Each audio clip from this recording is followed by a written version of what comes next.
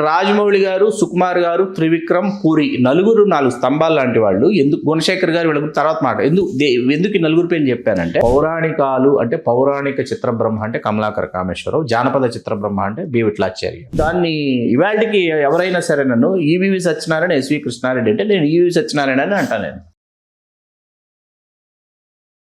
నమస్తే, తెలుగు రాజ్యంకి స్వాగతం. నేను మీ సత్య. తెలుగు సినిమా చరిత్రలో ఒక సినిమా తెరకెక్కడంలో దర్శకుడి పాత్ర ఎంత ముఖ్యమో మనందరికీ తెలిసిందే. ఒకప్పుడు దర్శకులు ఇంకా ఆల్మోస్ట్ ఆల్ నిర్మాతలు ఇద్దరు కలిస్తేనే ఒక సినిమా, అది ఫ్లోలో దర్శక నిర్మాతలు అనేది వస్తుంది. దీంట్లో చూసుకుంటే కొన్ని డెకేడ్స్ పాటు కొందరు దర్శకులు మన తెలుగు సినిమా ఇండస్ట్రీని ఏలారు. దాంట్లో మొదటి దర్శం పీపుల్లయ్య, కేవీ రెడ్డి, ఆదుర్తి సుబ్బారావు గారు. అది ఆ జనరేషన్ అంటే 80s, 70s, 60s ఆ ఎర్లీ స్టేజ్లో ఉన్న వీళ్ళు. తర్వాత చూసుకుంటే 80s నుంచి 2000 వరకు దర్శకేంద్రుడు రాఘవేంద్రరావు గారు, దాసరి నారాయణరావు గారు, విశ్వనాథ్ గారు, ఇలా చెప్పుకుంటూ పోతే చాలామంది లెజెండ్స్. ఆ తర్వాత కట్ చేస్తే వివి వినాయక్, రాజమౌళి, సుకుమార్, పూరి జగన్నాథ్, వీళ్ళ తరం. ఇంకా సీన్ కట్ చేస్తే ఇప్పుడుగా ఏ రకంగా సినిమా ఇండస్ట్రీని సందీప్ వంగా కావచ్చు, మన చిరంజీవి గారిని డైరెక్ట్ చేసిన అనిల్ రావుపూడి కావచ్చు, అలాగే బాబీ కావచ్చు, ఇలా చెప్పుకుంటూ పోతే చాలామంది ఉన్నారు. దీంట్లో కొంతమంది తెలుగు సినిమా ఇండస్ట్రీని అంటే 2000 నుంచి 2020 మధ్య వరకు అద్భుతమైన హిట్స్ ఇచ్చిన డైరెక్టర్స్ ఈ మధ్యకాలంలో హిట్స్ ఇవ్వలేకపోతున్నారు, ఎందుకో తడబడుతున్నారు. వాళ్ళు ఎవరో మీ అందరికీ తెలిసిందే. ముందుగా ఈ దర్శకుల గురించి చెప్పాలంటే ఏం తెలుసుకోవచ్చు? మరి అలనాటి దర్శకుల్లాగా ఇప్పుడు దర్శకులు ఎందుకు కంటిన్యూ అవ్వలేకపోతున్నారు? వేల మీద లెక్క పెట్టేలాగా కొందరు మాత్రమే ఎందుకు కంటిన్యూ చేస్తున్నారు తెలుసుకునే ప్రయత్నం చేద్దాం. చరిత్రకారులు, సినీ రాజకీయ విశ్లేషకులు చిల్లగడ్డ శ్రీకాంత్ గారు మనతో ఉన్నారు. ఆయన మాటల్లో. శ్రీకాంత్ గారు నమస్తే అండి. నమస్కారం సండి గారు. నిజంగా ఒకప్పుడు దర్శకుల కెరీర్ అనేది ఇంకా వాళ్ళు చేయలేము అనుకుంటే తప్పితే అన్ని హిట్స్, అన్ని ఇయర్స్ జర్నీ కంటిన్యూ చేసి ఒక గౌరవప్రదంగా తప్పుకోవడము అనేది అది రాఘవేంద్రరావు గారు కొన్ని డికెట్స్ ఇచ్చేశారు, గౌరవప్రదంగా తప్పుకొని కొన్ని పర్యవేక్షణలు చేసుకుంటూ వచ్చారు.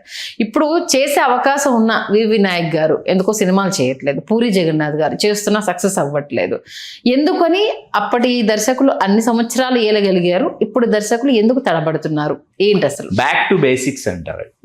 ఎవరైనా రచయిత అయినా, దర్శకుడైనా, కళాకారుడైనా బ్యాక్ టు బేసిక్స్ అంటారు.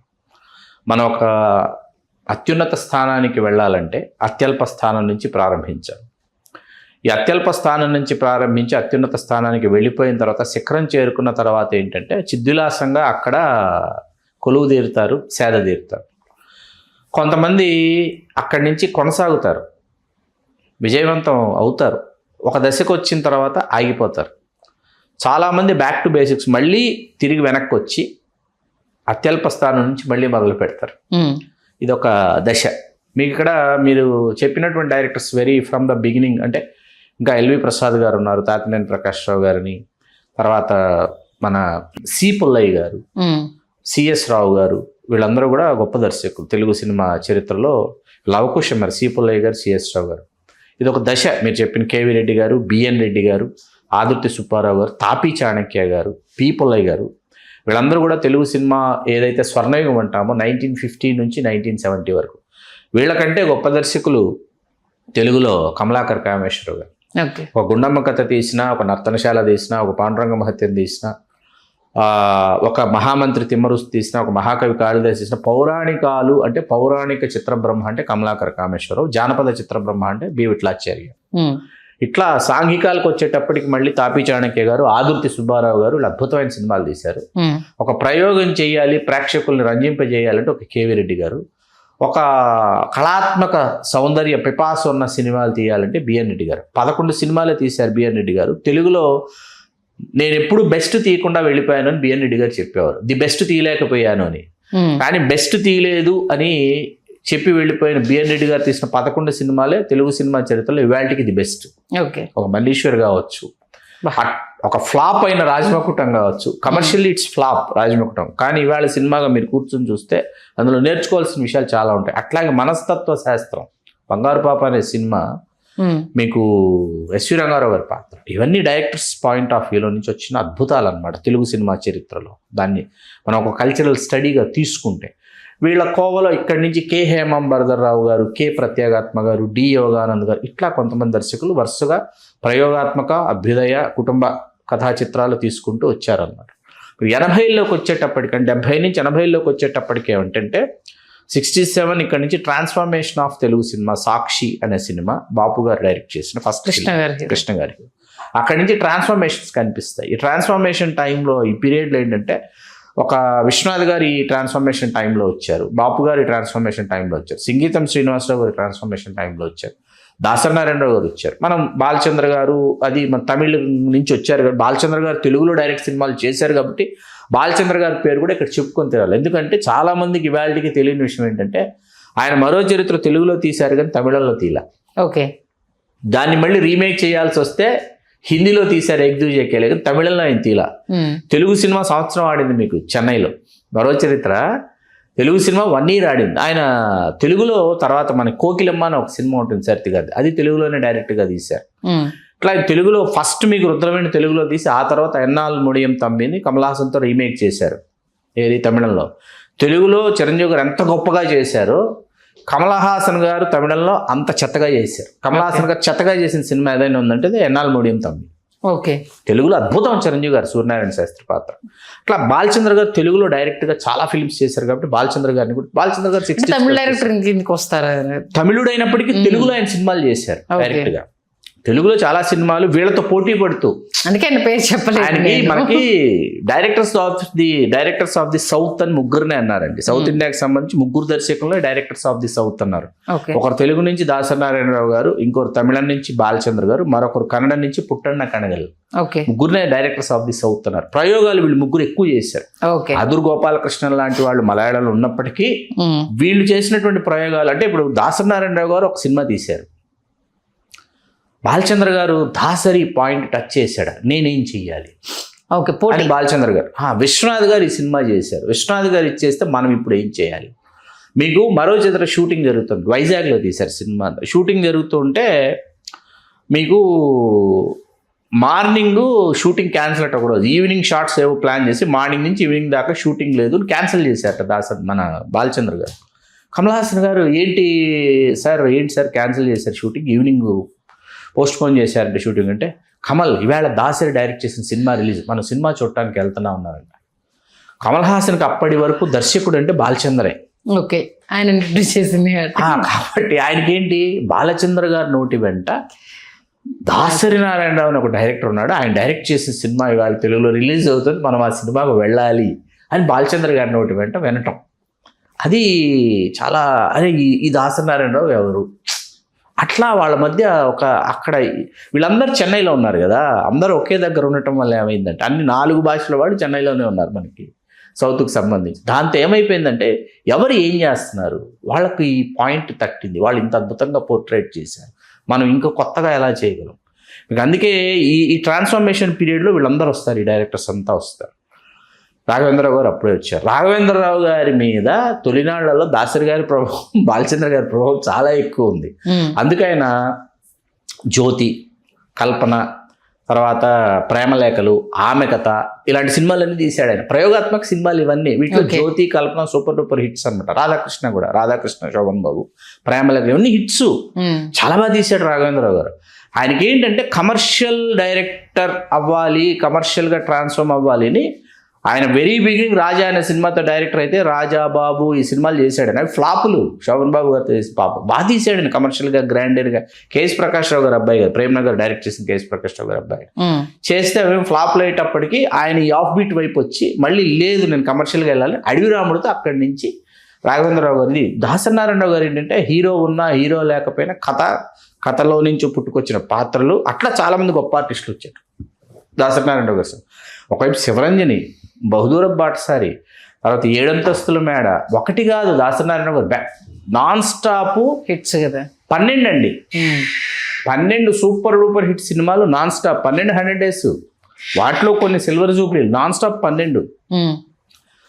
రామారావు గారితో మనుషులంతా ఒక్కటే, నాగేశ్వరరావు గారితో దేవదాస్ మళ్ళీ పుట్టాడు, ప్రేమాభిషేకం, రాముడు కాదు కృష్ణుడు, శ్రీవారి ముచ్చట్లు, ఒకటిగా ఇట్లాంటి సినిమాలన్నీ చేసి ఈ టైంకి 80స్కి ఏమైందంటే రాఘవేంద్రరావు గారు 70స్లో వచ్చేసారు. దాసరి గారు రాఘవేంద్రరావు గారు వాళ్ళిద్దరూ పోటాపోటీగా చేసుకుంటూ ఒకవైపు విశ్వనాథ్ గారితో దాసనారాయణరావు గారు పోటీ పడేవారు, ఒకవైపు రాఘవేంద్రరావు గారితో పోటీ పడేవారు, ఇంకోవైపు విశ్వనాథ్ గారితో పోటీ పడేవారు. అలా మీకు దాసనారాయణరావు గారు అద్భుతాలు సృష్టిస్తున్న టైంలో కృష్ణ గారికి కేఎస్ఆర్ దాస్ గారు కమర్షియల్గా, ఎన్టీ రామారావు గారికి ఎస్డి లాల్ గారు అని చెప్పి ఆయన కమర్షియల్ డైరెక్టర్గా, మధ్యలో మీకు ఎక్కువ అత్యధిక రీమేక్ సినిమాలు చేసిన డైరెక్టర్ వి మధుసూదన్ రావు గారు. నంబర్ ఆఫ్ ఫిల్మ్స్ వి మధుసూదన్ రావు గారు, హైయెస్ట్ ఫిల్మ్స్ రామారావు గారికి రామారావు డైరెక్షన్ తర్వాత మీకు డి యోగానంద్ గారు వీళ్ళు కనిపిస్తారు, రాఘవేంద్రరావు గారు. నాగేశ్వరరావు గారికి వి మధుసూదన్ రావు గారు హైయెస్ట్ ఫిల్మ్స్ డైరెక్ట్ చేశారు, వి మధుసూదన్ రావు గారు ఒకవైపు. ఇంతమంది డైరెక్టర్స్ మనకు కనిపిస్తారు.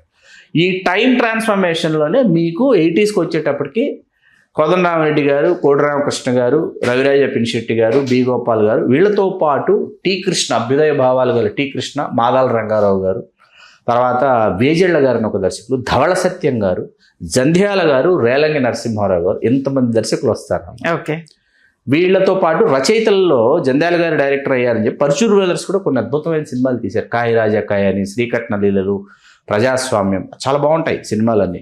సర్పయాగం, పరాకాష్ట పరుచూరు బ్రదర్స్ డైరెక్ట్ చేసినటువంటి సినిమా, అద్భుతమైన. మధ్యలో బోయిన్ సుబ్బారావు గారు, ఇట్లా కొంతమంది దర్శకులు వీళ్ళు పరిపుష్టి చేశారు తెలుగు సినిమాని. టీ కృష్ణ గారు 6 సినిమాలే చేశారు. కోదండరామరెడ్డి గారు రాఘవేంద్రరావు గారితో పోటీ పడుతూ కమర్షియల్ సినిమా అంటే రాఘవేంద్రరావు గారి సినిమా, కోదండరామరెడ్డి సినిమా అనేటటువంటి పరిస్థితుల్లో వాళ్ళ సినిమాలు అంటే విశ్వనాథ్ గారు, రాఘవేంద్రరావు గారు, దాసనారాయణ గారు, కోదండరామరెడ్డి గారు, కోడి రామకృష్ణ గారు, విజయబాబు నాయుడు గారు ప్రొడ్యూసర్ నుంచి డైరెక్టర్ గా ట్రాన్స్ఫార్మ్ అయ్యారు. వంశీ గారు డైరెక్టర్ అయ్యారు. వంశీ గారు ఆయన తరహాలో, ఆయన పందాలు, ఆయన సినిమాలు ఇస్తున్నారు. రైటర్ నుంచి రైటర్ కమ్ డైరెక్టర్ జంధ్యాల గారు, ఆయన తీస్తున్న సినిమాలు, ఈయన రాజేంద్ర ప్రసాద్తో హిట్ ఇస్తే అవతల రేలంగి నరసింహారావు నరేష్ గారితో హిట్ ఇచ్చారు. ఈయన నరేష్ గారితో హిట్ ఇస్తే ఆయన రాజేంద్ర ప్రసాద్ గారితో రేలంగి నరసింహారావు గారు 2 హిట్లు ఇచ్చారు. ఇది ఒక ట్రాన్స్ఫర్మేషన్ పీరియడ్. ఇది థియేటర్లని పరిపుష్టం చేసినటువంటి సమయం. థియేటర్లని కళకళలాడేలాగా, కాసుల గలగలలు వినిపించి హీరోల్ని కమర్షియల్గా నిలబెట్టినటువంటి ఒక సమయం. మురళీమోహన్ రావు గారని, జి రామ్మోహన్ రావు గారని, ఎస్ఎస్ రవిచంద్ర, చాలా మంది కమర్షియల్ డైరెక్టర్స్ ఉన్నారు. ఎస్ఎస్ రవిచంద్ర కూడా చాలా మంది సినిమాలు తీశారు. వీళ్ళ సెకండ్ క్లోజ్ అవుతున్న టైంలో ఈవి సత్యనారాయణ గారు, ఎస్వి కృష్ణారెడ్డి గారు, వీళ్ళది 90స్కి వచ్చేటప్పటికి 1991 ఈ టైంకి ఈవి సత్యనారాయణ, వెంటనే ఎస్వి కృష్ణారెడ్డి గారు, వీళ్ళు ఈవి సత్యనారాయణ గారు 50 సినిమాలు, ఇవాళకి ఒక 5-6 సినిమాలు పక్కన పెడితే మిగతా 40-45 సినిమాలు. ఇవాళ dialogue screen play, dialogue screen play తెలుసుకోవాలంటే ఈవి సత్యనారాయణ గారి సినిమాలు చూడమని చెప్పాలి ఎవరికైనా. ఎందుకంటే ధ్వని చాలా ఇంపార్టెంట్. ఆయన సినిమా క్యారెక్టర్స్లో, ఆయన సినిమాలో ఉన్న క్యారెక్టర్స్ సౌండింగ్ అనమాట. మన తాళి అని ఒక సినిమా ఉంది, శ్రీకాంత్ సినిమా హిట్. మీకు అందులో బ్రహ్మానందం గారు చేసిన పిల్లి సూర్యరావు అనే పాత్ర అనమాట. హీరో అసిస్టెంట్, పాలేరు, అన్ని ఆల్రౌండర్, అన్ని ఉంటాయి. ఆ క్యారెక్టర్ తీసేస్తే సినిమా చూడలేం మనం. అవును, ఆ ఒక్క క్యారెక్టర్ తీసేస్తే మనం సినిమా చూడడం. ఏంటంటే అబ్బాయి గారు, ఏంటంటే రాత్రి పని అయిపోయిందండి అంటాడు. ఆ సౌండింగ్ అనమాట, బ్రహ్మానందం గారి క్యారెక్టర్ తాలూకు సౌండింగ్తో సినిమా మొత్తం ట్రావెల్ అవుతుంటుంది. మీకు అది తెలియాలి, డైరెక్టర్కి తెలియాలి. అది ఇక్కడ ఒక క్యారెక్టర్ని పెట్టి మనం చేయాలి. ఇందాక మనం విశ్వనాథ్ గారు, బాలచంద్ర గారు ఇది మాట్లాడుకుంటూ దాసనారాయణరావు గారు నాకు ఎప్పటికీ చాలా ఇష్టమైనటువంటి ఒక వాళ్ళ మధ్య ఇదేంటంటే, ఈయన శంకరాభరణం తీసేసి విశ్వనాథ్ గారు అందరికి పెద్ద పరీక్ష పెట్టేశాడు అనమాట. ఎంత పెద్ద పరీక్ష అంటే, ఇప్పుడు బాలచంద్ర గారికి, దాసనారాయణరావు గారికి పెద్ద అంతర్మదనం అయిపోయింది ఈ సినిమా తీసి. నెక్స్ట్ ఏం తీయాలి? నాగేశ్వరరావు గారికి ఏంటి, దాసనారాయణరావు గారు is very close, back to back. Nageswararao గారికి నటుడిగా పునర్జన్మనిచ్చినటువంటి దర్శకుడు దాసనారాయణరావు గారు.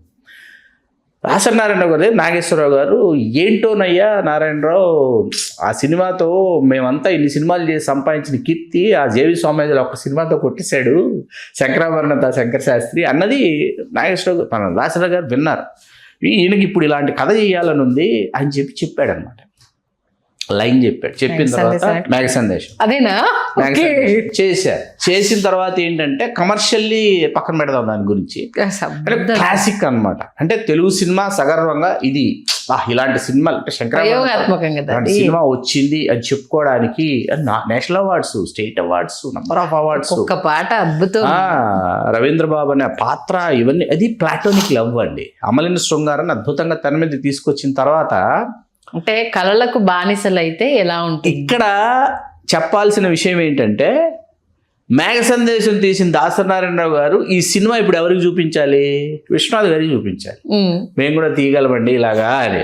ఓకే, బాలచంద్ర గారిని పిలిచి షో వేశాడు. ఇక అదేంటి, శంకరాభరణంలో తులసి శంకర శాస్త్రుల మధ్య ఏమీ లేదు, ఒక పూజనీయమైనటువంటి గురుభావం ఉంది. అవును, ఇక్కడ వాళ్ళిద్దరూ సహజీవనం చేస్తున్నారని చెప్పాడు దాసనారాయణరావు గారు. ఎవరు? జయప్రద గారు నాగేశ్వరం సహజీవనం చేస్తున్నారు, భార్యను విడిచి వెళ్ళిపోయాడని చూపించేశారు. అవును.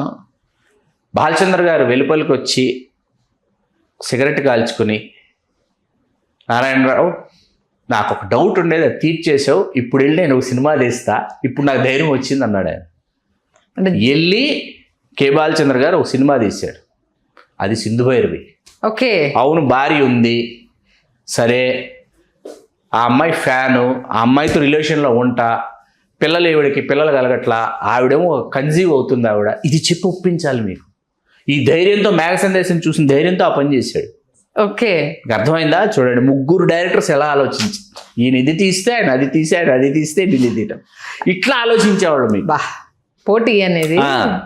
సరే, ఇవాళ మీరు రాజమౌళి గారు, సుకుమార్ గారు, మన త్రివిక్రమ్ గారు, పూరి జగన్నాథ్, ఇక్కడ రాజమౌళి గారు, సుకుమార్ గారు, త్రివిక్రమ్, పూరి, నలుగురు 4 స్తంభాలు లాంటి వాళ్ళు. ఎందుకు గుణశేఖర్ గారు వీళ్ళ తర్వాత మాట ఎందుకు ఈ నలుగురు పేర్లు చెప్పానంటే కమర్షియల్ కాదు అక్కడికే వస్తాయి. ఈ నలుగురు సీరియస్ గా సాహిత్యాన్ని చదువుకున్నటువంటి దర్శకులు. Okay, very serious book readers, book lovers till today.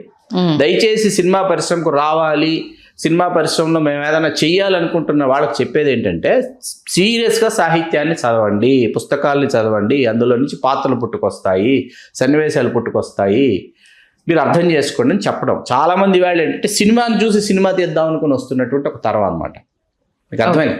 మధ్యలో మనకు చాలామంది దర్శకులు ఉన్నారండి. ముప్పలనేని శివ గారు చాలా మంది సినిమాలు తీశారు, వీరశంకర్ గారు, తర్వాత భీమనేని శ్రీనివాస్ గారు number of remakes super hits ఇచ్చారు. ముత్యాల సుబ్బయ్య గారి గురించి చెప్పుకోవాలండి, ఎందుకంటే ఆయన తీసినన్ని అభ్యుదయ చిత్రాలు తెలుగు సినిమా చరిత్రలో ఏ దర్శకుడు తీయాల. ఆయన స్పృశించినన్ని కోణాలు, ఆయన స్పృశించిన కోణాలు ఏ కోణం స్పృశించలేదో కష్టం. అరుణకిరణం దగ్గర నుంచి మొదలెడితే ఇది అసలు ఒకటి కాదని ఆయన చేసింది. అసలు చిరంజీవి గారు పునర్జన్మ హిట్లర్ రీమేక్ అయినా తెరకెక్కించాలి కదా, పవిత్ర బంధం, పెళ్లి చేసుకుందాం, ఎలాంటి సినిమాలు ఆయన చేసింది. ఒక్కొక్క డైరెక్టర్ గురించి ఒక్కొక్క ఎపిసోడ్ మాట్లాడుకోవచ్చు, చాలా పెద్ద విషయం. ఒక్కొక్కరి గురించి మనం అసలు ఎన్ని చేయొచ్చు అని చేయొచ్చు, మనం అద్భుతాలు చేయొచ్చు. ఎందుకు ఆ లెగసీని కావచ్చు, ఆ కంటిన్యూ జర్నీని కావచ్చు, ఇప్పుడున్న డైరెక్టర్స్ సాహిత్యాన్ని చదవటం లేదండి. ఇందాక చెప్పినట్టు సాహిత్యాన్ని చదువుకోకుండా వస్తున్నారు. తర్వాత టీవీలో వస్తున్న షోలు, ఇన్స్టాలు, మరొకటి ఇంకోటి, చుట్టూ ఉన్నటువంటి ఇన్ఫ్లుయెన్స్ చేస్తున్నటువంటి ఇవేవైతే ఉన్నాయో వీటి మీద ఇప్పుడు ఇందాక ఈవి సత్యనారాయణ గారి గురించి మాట్లాడుకున్నాం. 10-15 మంది రచయితలు ఉండేవాళ్ళు ఆయన దగ్గర. దీంట్లో ఆ 10-12 మందో 15 మందో ఒక్కొక్కరికి ఒక్కొక్క వెర్షన్, ఒక్కొక్కరు రాసిన ఆయన కూర్చొని దగ్గర పెట్టుకుని చదువుకొని ఆయన ఒక వెర్షన్ రాసుకునేవారు. ఆయన థాట్ ప్రాసెస్లో ఆయన ఒక వెర్షన్ రాసుకుని దాన్ని ఇవాళకి ఎవరైనా సరే నన్ను ఈవి సత్యనారాయణ, ఎస్వి కృష్ణారెడ్డి అంటే నేను ఈవి సత్యనారాయణ అని అంటాను నేను. ఓకే, ఆయనకు రాసుకోవడం వచ్చు, ఏం కావాలో తెలుసు, ఏం తీయాలో వచ్చు. ఆయన ఒక్కసారి ఏంటంటే ఆమె లాంటి సినిమా తీసి చూపించాడు, అమ్మో 1వ తారీఖు లాంటి సినిమా తీసి చూపించాడు ఆయన. వేరు దాంట్లో మళ్ళీ మనల్ని ఆలోచింపజేస్తాడు, నవ్వించాడు, ఏడిపించాడు. మీకు ఆయనకి ఇద్దరు లాంటి సినిమాలు కూడా మనల్ని కంటతడి పెట్టిస్తాడు ఆయన ఈవి సత్యనారాయణ గారు. కన్యాదానం చేస్తూ చాలా బాగుంది. ఇప్పుడు దానితో అప్పుడే లవర్ కి భర్త పెళ్లి చేయడం అని అడ్వాన్స్ ఇవాళ అసలు ఇంకా అద్భుత సృష్టి. అది మొగుడు పెళ్ళాలు అనే సినిమాలో ఈవి సత్యనారాయణ గారు ట్రాక్, అది జంధ్యాల గారు డైరెక్ట్ చేశారు. ఒక ట్రాక్, అది ఒక ఎపిసోడ్. ఆ ఎపిసోడ్ ఈవి సత్యనారాయణ గారు అంట, సార్ ఈ ట్రాక్ సినిమా చేయొచ్చు అంటే, ఏం మాట్లాడుతున్నావు సత్యం, పెట్టడానికి బాగుంటుంది, ఆడ మగ అయితే మగాడైతేనే. ఇప్పుడు ఇక్కడ మనం అట్లీ అనే దర్శకుడితో అంటే మనం వెట్రిమారన్ గురించి, పారంజిత్ గురించి, లోకేష్ కనకరాజు గురించి, నెల్సన్ గురించి, వీళ్ళందరూ ఇంకా ఉన్నారు. ఇంకా మన మామన్నని తీసిన ఈ దర్శకుడు వాళ్ళందరి గురించి, అట్లీ గురించి, అందరి గురించి మాట్లాడు. అట్లీ ఎంత తెలివైన వాడంటే అట్లీతో పూర్తి చేద్దాం, పరిసమాప్తి చేద్దాం. ఇవాళ రాక అంటే సాహిత్యం అనేది తెలుసుకుంటేనే డైరెక్టర్ గా సాహిత్యంలో నుంచే రేపు రాకా కూడా వస్తుంది, గుర్తుపెట్టుకోండి. అట్లీతో మనం దీన్ని పూర్తి చేద్దాం. మీకు దాసనారాయణ గారు ఒక సినిమా తీశారు, ఆ సినిమా స్వయంవరం. ఓకే, శోభన్ బాబు గారు, జయప్రద గారు, ప్రేయసీ ప్రియులు ప్రేమించుకున్నారు. జయప్రద గారిని తీసుకొచ్చి దాసనారాయణ గారికి ఇచ్చారు. దాసనారాయణ గారికి అర్థమైంది అర్థమయ్యి వాళ్ళిద్దరిని కలపాలంటేనే ఆత్మహత్య చేసుకున్నాడు ఆయన. అయిపోయింది. ఇది మణిరత్నం గారిని విపరీతంగా ఆకర్షించింది. ఇది చేస్తే ఇలాంటి సినిమా చేయాలి అని ఆయన మౌనరాగం తీశాడు. ఓకే, తీసి ఆయన ఏం చేశాడు, అసలు హస్బెండ్ ఎందుకు చనిపోవాలి, ప్రియుడు చచ్చిపోతే ఎట్లా ఉంటుంది, ప్రియుడు చంపేశాడు కార్తీక్. చంపేసి హస్బెండ్తో ట్రావెల్ చేస్తే వాడినే గుర్తు తెచ్చుకుంటోంది, వాడి తలపుల్లోనే బ్రతుకుతోంది, వాడి గురించి ఆలోచిస్తోంది. అదొక అద్భుతం. ఈ రెండు సంజయ్ లీలా బన్సాలి అతను ఇంకా విపరీతంగా ఆకర్షించి అతను హమ్ దిల్ దే చుకే సినిమా తీశాడు. అతను ఈ 3 సినిమాల్ని తీసుకొచ్చి ఒక కాక్టైల్ చేసి ఒకటే లైన్, ఈ 3 సినిమాల్ని తీసుకొచ్చి అట్లీ అనేవాడి ప్రారంభ చిత్రం రాజారాణి అయింది. ఈ 3 సినిమాలు తీసుకొచ్చి అట్లీ రాజారాణి చేశాడు. ఇంతేనండి, 3 కథలే ఉన్నాయండి ప్రపంచంలో. ప్రేమ, ప్రతీకారం, డబ్బు, 3 ఉన్నాయి. మీరు 3 చుట్టే కథ తిరగాలి. మీరు ఎలా ఆలోచించారు, ఎలా చూపించారు అన్నది దర్శకుడు. సూపర్. నియమం, ధ్యానం, నిర్ణయం, ఈ 3 కలయికే దర్శకత్వం. నియమం, ధ్యానం, నిర్ణయం. అదేంటి? ఈ 3 కలయికే దర్శకత్వం. అదేంటి అంటే పాపం వీక్షకులకు వదిలిపెడదాం, అదేంటో వాళ్ళు చెప్తారు మన కామెంట్ బాక్స్ లో.